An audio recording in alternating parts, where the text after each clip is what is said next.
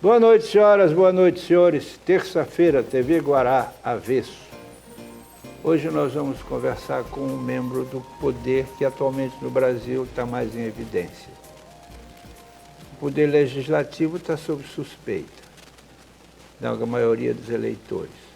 O executivo consta não tem legitimidade. O judiciário está em plena evidência.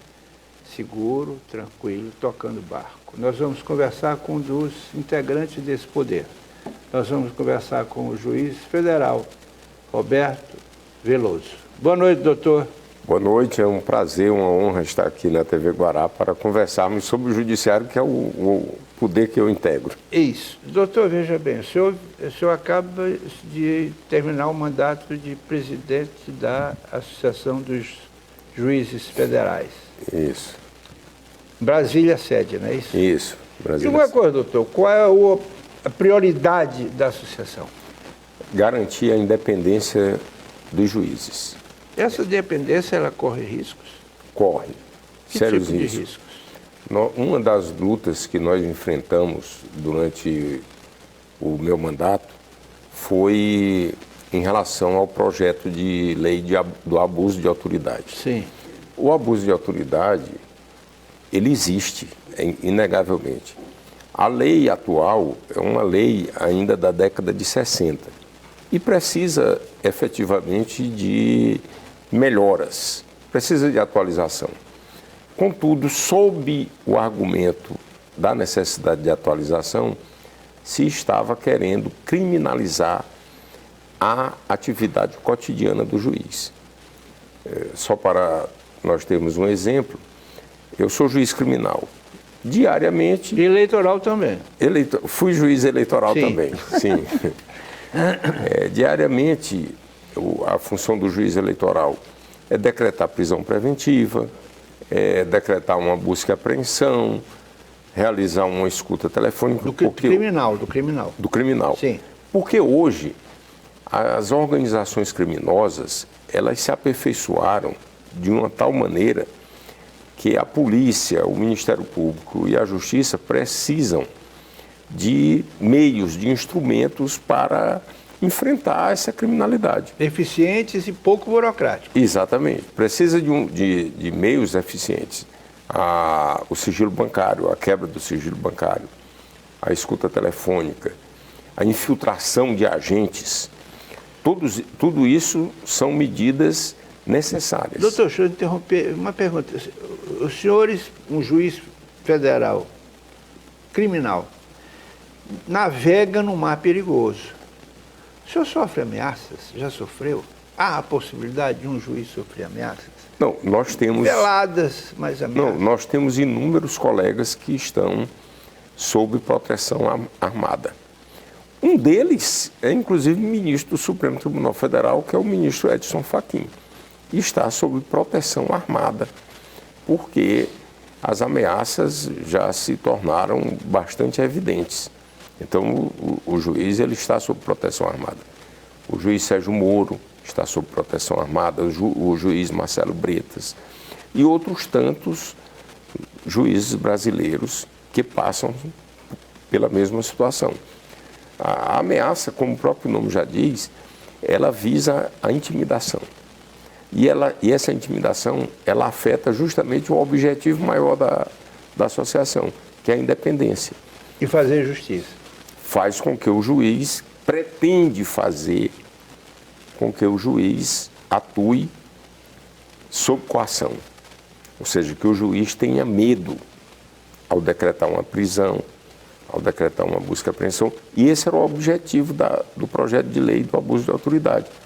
Por quê? Criminalizar essa ação. Criminalizar essa ação. Porque transformava crime, essa era a pretensão original, se o juiz decretasse uma prisão, mas se o tribunal concedesse um habeas corpus dizendo que a prisão era ilegal, o juiz teria cometido crime.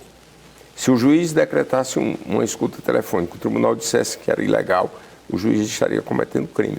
Então, praticamente isso iria engessar o primeiro grau de jurisdição, porque qual era essa pessoa, esse juiz? Porque o juiz, nós temos que ver que o juiz é um ser humano. Sim. O juiz, ele tem família, pais, ele tem mulher, filhos. Então, existem pessoas que dependem, a maioria dos juízes tem família e, em regra, é o provedor, ou seja, do sexo masculino, ou seja, do sexo feminino, são provedores familiares. E esse tipo de ameaça, evidentemente, o juiz que passou por um concurso difícil, ele é ameaçado dessa maneira de perder o cargo porque ele decretou uma prisão preventiva e o tribunal relaxou e ele já vai responder a processo criminal. Quantos processos criminais os juízes não iriam responder? O senhor sabe de alguma ação dessa mais enérgica que ela foi abortada por receio de uma ameaça? Sabe de algum caso, não? Não.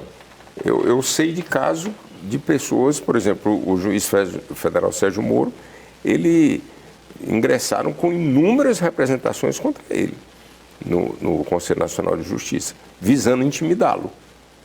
Por quê? Porque achavam que, fazendo a representação, com a ameaça de ser instaurado um processo contra ele e de ele vir a sofrer qualquer penalidade, ele iria amenizar a situação dos acusados. Essa era a intenção. Graças a Deus, e a AJUF, ela tem uma participação nisso, porque a AJUF defendeu e defende o juiz federal Sérgio Moro. Uma das nossas atividades principais foi justamente defender a Lava Jato, defender o juiz federal Sérgio Moro, defender o juiz federal Marcelo Bretas. Nós inclusive, fizemos uma manifestação no Rio de Janeiro, uma das maiores manifestações que já houve em defesa de um juiz. Foi uma manifestação que nós fizemos. Na imprensa. Doutor, me diga uma coisa, o senhor não acha que há, em alguns instantes, eu só quero uma opinião, daí menos do juiz e mais do cidadão, o senhor não acha que às vezes corre-se o risco de politizar uma ação, um processo? Isso tudo é novo no Brasil, porque se nós formos ver, eu entrei na magistratura em 1995, mas entrei no Ministério Público em 1990. Então eu vou dar o exemplo de 90 e Sim. 95.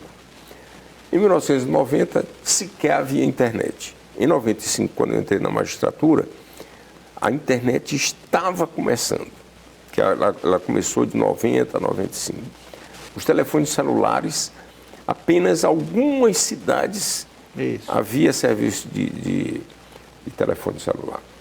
E se nós formos ver aqui na biblioteca, aqui no Benedito Leite, é uma biblioteca muito boa, lá tem uma área que é só sobre os jornais.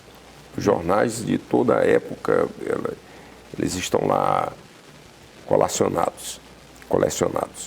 E se nós formos ver, não havia notícias sobre o judiciário. Pegasse o jornal Estado do Maranhão, o jornal pequeno, o jornal imparcial daquela época, não havia nenhuma notícia do judiciário. E isso se refletia também no Estado de São Paulo, na Folha de São Paulo, no jornal o Globo, os grandes jornais do Brasil, Correio Brasiliense, Jornal do Brasil, não havia notícia sobre o judiciário. O judiciário ocupava a página policial quando eram realizados tribunais do júri. Isso era o que era a notícia do judiciário. Hoje, o judiciário, a notícia é a primeira página do jornal. E diário? Diário. Quer dizer, não à toa se diz que nós conhecemos a escalação dos ministros do Supremo, até pela ordem e antiguidade, do que a escalação da seleção brasileira.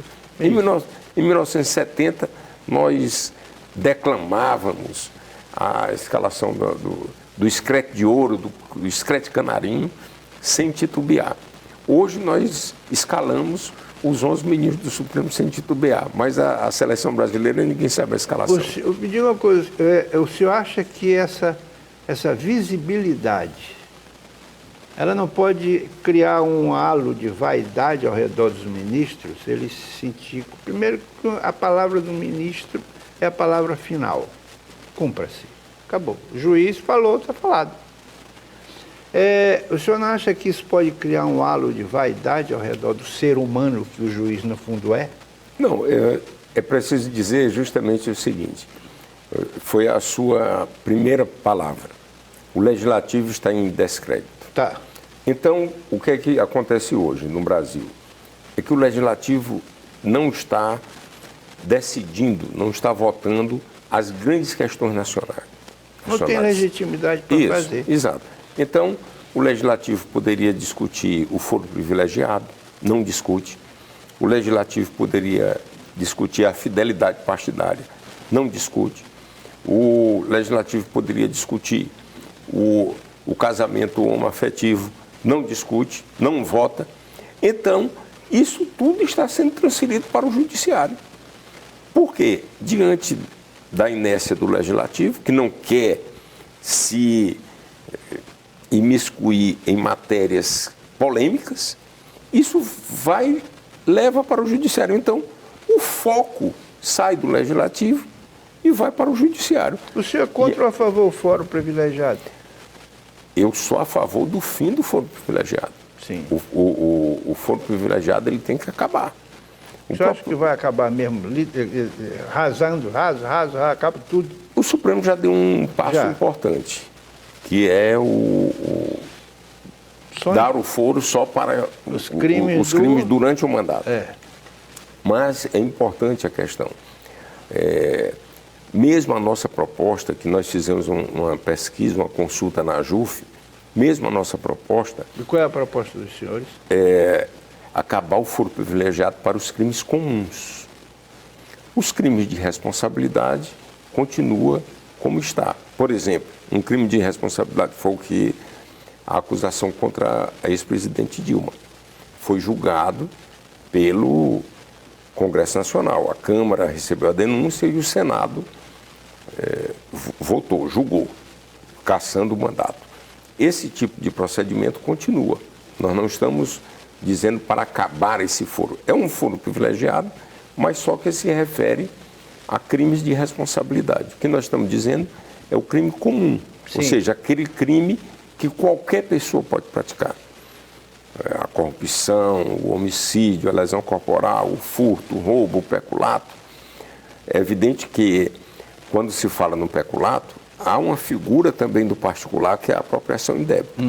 O particular comete a apropriação indébita e o funcionário público comete o peculato. Mas são as mesmas figuras. Ou então, o particular comete o furto e a figura do peculato furto para praticar pelo funcionário público. Mas a conduta é a mesma.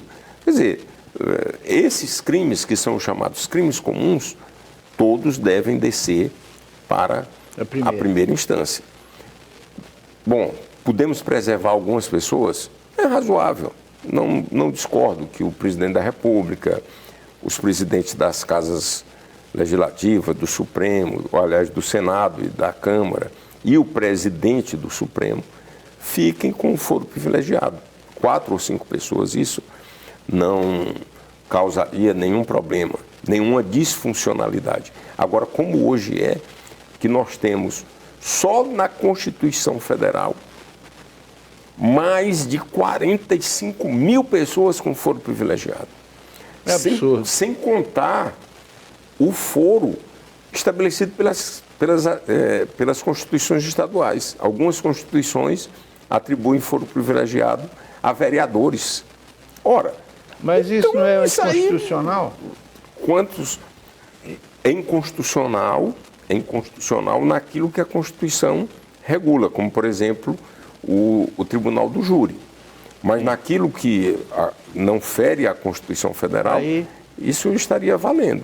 Agora, em determinadas situações, não, porque a própria Constituição diz que a competência do Tribunal de Justiça será determinada pela Constituição do Estado.